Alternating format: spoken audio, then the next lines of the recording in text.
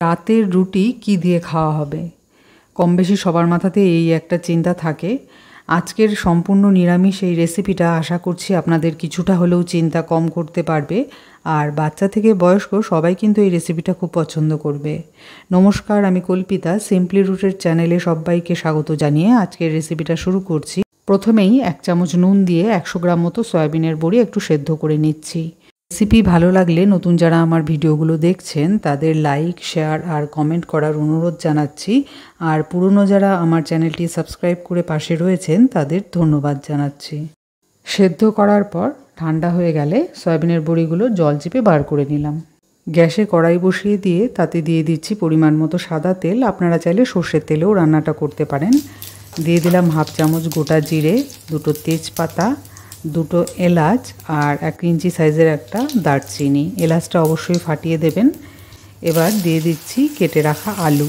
আপনারা সবজিগুলো চাইলে ডুমো করেও কেটে নিতে পারেন। আমি এখানে আলু ভাজার মতো করে আলুটা কেটেছি। আপনারা আপনাদের পছন্দ মতো সবজি কেটে নেবেন। দিয়ে দিলাম 1 চামচ নুন, দিয়ে সামান্য নেড়ে চেড়ে আলুটা একটু ঢেকে ঢেকে ভেজে নেব। 2-3 মিনিট পর আলুটা হালকা ভাজা হয়ে এলে এখন দিয়ে দিচ্ছি কুচনো গাজর। এখানে আপনারা আপনাদের পছন্দ মতো ফুলকপি, কড়াইশুঁটি, বিনস এগুলোও ব্যবহার করতে পারেন। সাথে দিয়ে দিলাম 3টে চেরা কাঁচা লঙ্কা, দিয়ে আবারও হালকা নেড়ে চেড়ে নিয়ে কড়াটা আবার ঢেকে দিচ্ছি। এভাবেই কম আঁচে 3 থেকে 4 মিনিট ঢেকে ঢেকে আলু আর গাজরটা ভেজে নেওয়ার পর এখন আবারও ঢাকনা তুলে সামান্য নেড়ে চেড়ে নিয়ে দিয়ে দিচ্ছি 1/2 চামচ মতো আদা বাটা, 1/2 চামচ গোলমরিচের গুঁড়ো, আপনারা চাইলে কাঁচা লঙ্কা বেটেও ব্যবহার করতে পারেন, আর দিচ্ছি 1/2 কাপ মতো টক দই। দই দিয়ে আবারও একটু নেড়েচেড়ে নিয়ে গ্যাসের ফ্লেমটা কম রেখেই দইয়ের বাটিটা ধুয়ে এখন দিয়ে দিচ্ছি 1/2 কাপ মতো জল। জল দেওয়ার পর আবারও সমস্ত উপকরণ আবারও একটু নেড়েচেড়ে নিচ্ছি। নিয়ে দিয়ে দিচ্ছি 1 চামচ চিনি।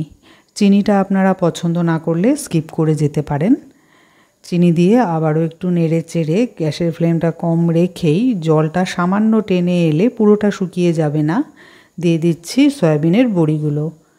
সয়াবিনের বড়িগুলো দিয়ে আবারও একইভাবে একটু নেড়ে চেড়ে নিয়ে এখন দিয়ে দিচ্ছি ক্যাপসিকাম দেওয়ার পরও একইভাবে আবারও একটু নেড়ে চেড়ে নিয়ে গ্যাসটা কম রেখেই ঢেকে দিচ্ছি। ঠিক এভাবে ঢেকে ঢেকে 2-3 মিনিট পর ক্যাপসিকামটা হালকা একটু ভাজা হয়ে এলে এখন দিয়ে দিচ্ছি 1 কাপ মতো জল। তরকারিটা বেশি ঝোল থাকবে না, মাখা মাখা হবে, সেজন্যে জলের ব্যবহার কম করব। আপনারা চাইলে ঝোল রাখতেও পারেন, কিন্তু এটা মাখা মাখাই বেশি ভালো লাগে খেতে। জল দেওয়ার পর গ্যাসের ফ্লেমটা বাড়িয়ে দিয়ে সমস্ত তরকারি একটু নেড়ে চেড়ে নিয়ে ফুটিয়ে নিচ্ছি। সাথে দিয়ে দিচ্ছি সামান্য একটু নুনটা একটু কম মনে হচ্ছিল তাই। এবার তরকারি রেডি হয়ে গেছে, গরম রুটির সাথে পরিবেশন করতে হবে। শেষে আপনারা চাইলে 1 চামচ ঘিও ব্যবহার করতে পারেন, আমি যদিও দিইনি।